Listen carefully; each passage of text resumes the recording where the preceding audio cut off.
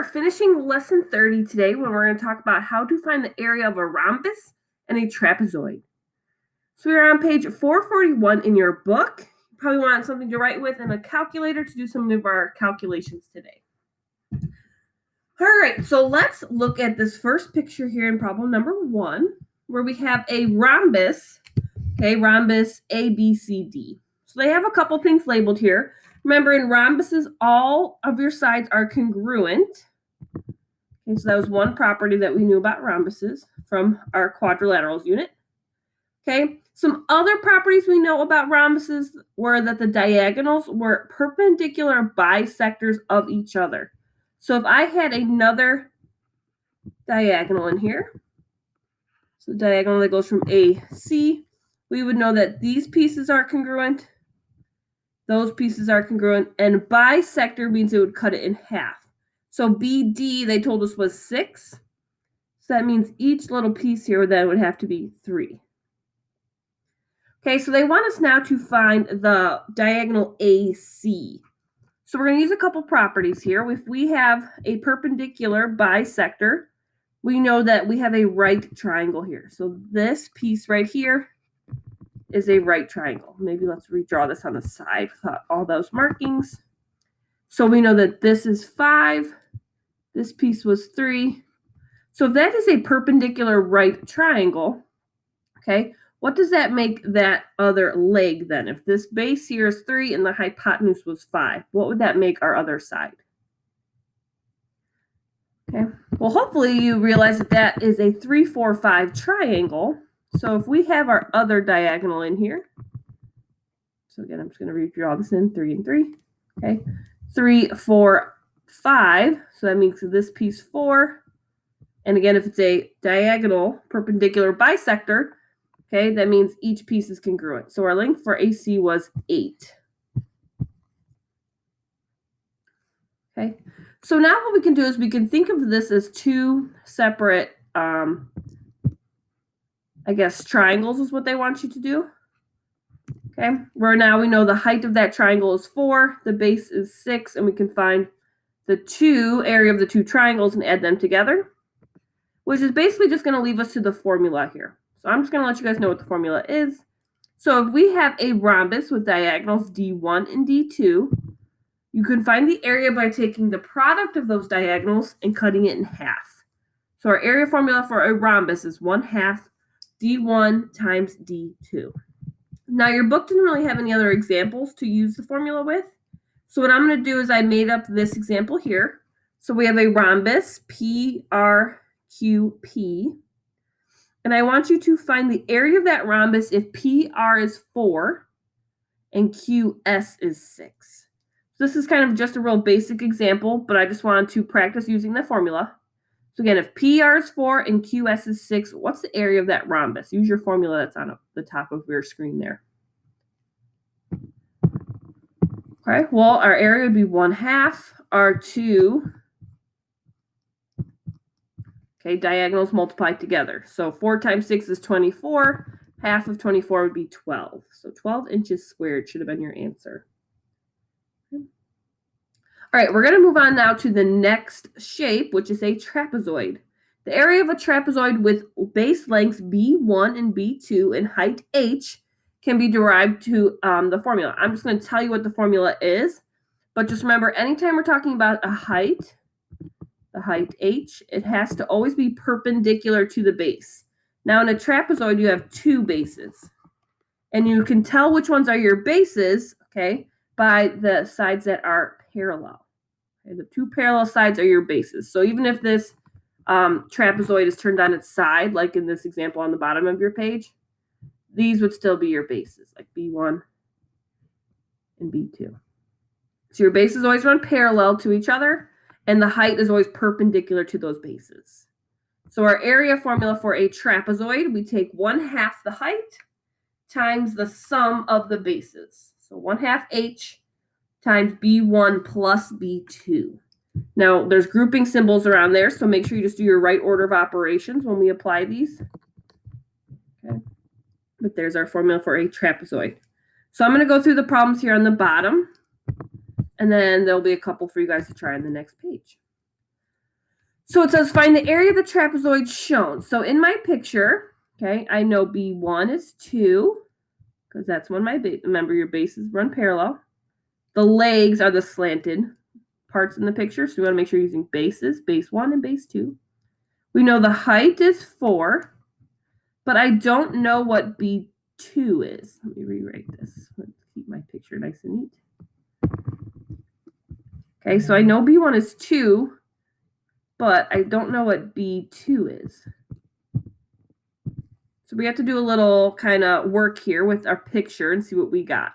So remember, our height is always perpendicular. So if we look here, we do have a right triangle with a hypotenuse 5, okay, and this leg being 4.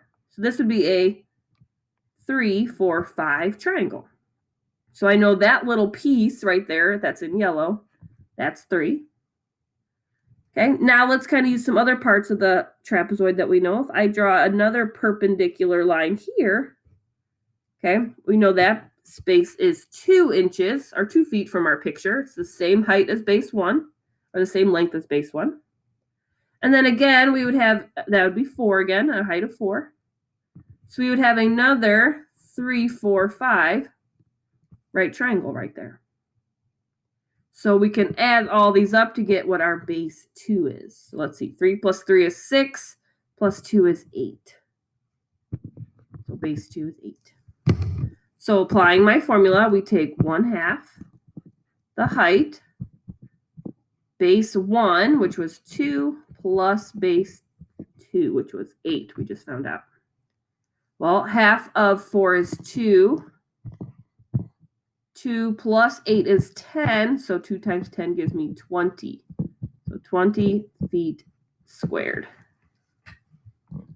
would be my area of that trapezoid. Okay.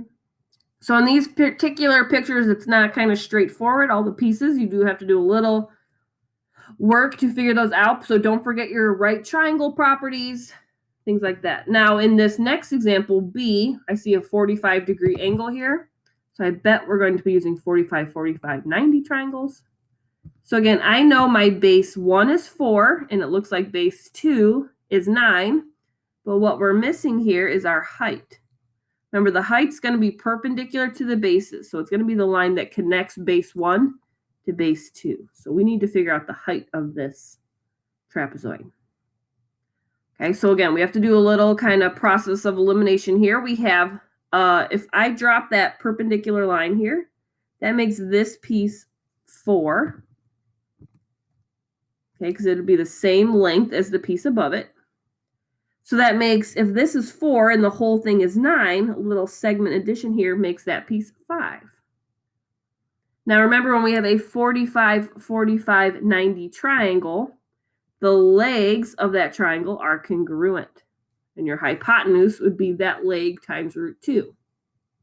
Well, if this leg is 5, that means this leg is 5. So I just figured out our height by using properties of a 45, 45, 90 triangle and a little segment addition with base 2. So now using our formula, we have 1/2 the height, which I just found out was 5, plus the sum of our bases. So base 1 was 4, base 2 was 9. So this one doesn't look like it's going to work out nice, but that's okay. We have half of 5 plus, was it plus times 13, 4 plus 9. I'm just going to pull up my calculator really quick and punch the numbers in there. Okay, so we have half of 5, so 0.5 times 5 times 4 plus 9 would be 13. So I get 32.5 for my area.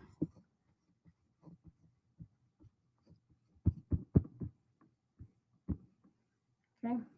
So again, just apply the formula, and if you don't have part of the pieces from the formula, so like in the first problem we did, or I did, okay, I was missing one of the bases, so I had to do a little bit of drawing on that figure to figure out that base.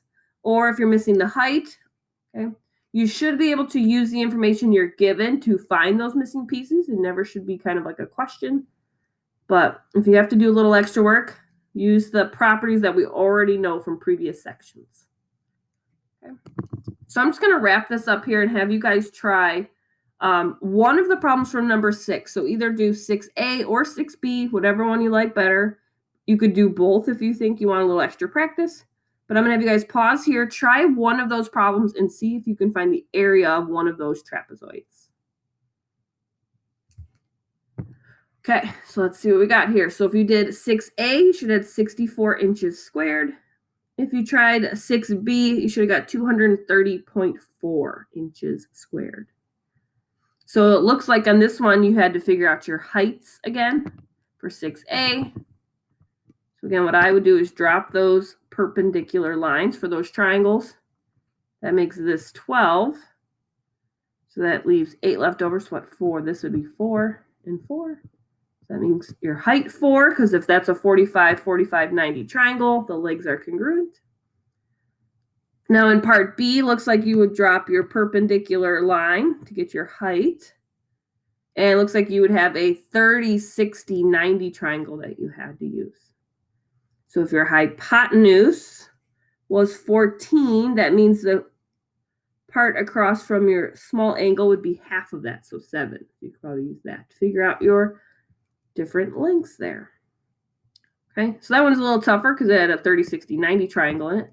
But same idea, you got to kind of use what you have to figure out, okay, all of your different missing pieces.